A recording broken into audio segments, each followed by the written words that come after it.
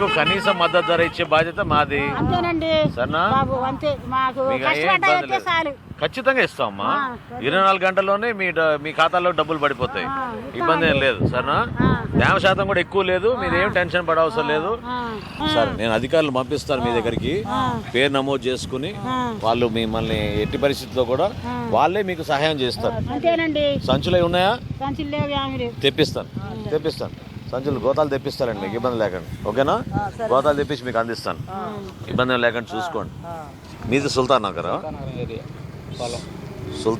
Area.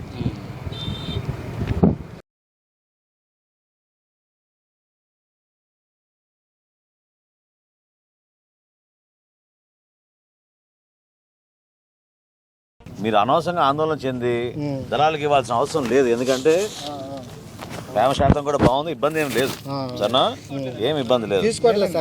మేము కొనుగోలు చేస్తాం కదా, వదిలేసామ్మా. నీకు ఎంత సరుకు ఉందని తీసుకుంటా అని చెప్తున్నాం కదా. సరేనా? గత 3 రోజుల్లో ఒక్క రోజున 80,000 మెట్రిక్ టన్నులు, ఇంకో రోజు 1,00,000 మెట్రిక్ టన్నులు తీసుకున్నాం మేము. కృష్ణా జిల్లాలో అసలు ఇబ్బంది లేదు. ఆ విధంగా చేస్తున్నాం కొనుగోలు. సరేనా? మీరు ధైర్యంగా ఉండండి. పొరపాటు మీ దళారులకు మాత్రం అమ్మబాకండి దయచేసి. ప్రభుత్వానికి ఇవ్వండి, మేము కొనుగోలు చేసుకుంటాం.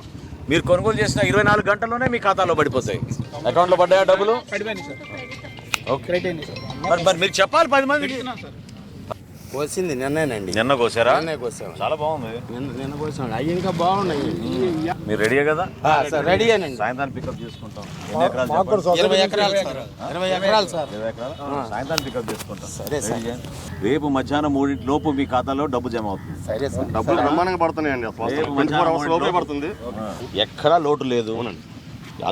అద్భుతంగా జరుగుతుంది కార్యక్రమం. నేను నా లెక్కలతో సహా చెప్పాను.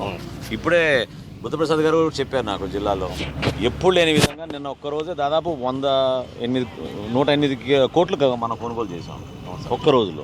ఎక్కడ ఇబ్బంది లేదు. సహకరించండి, మనం చేసుకుంటూ వెళ్దాం.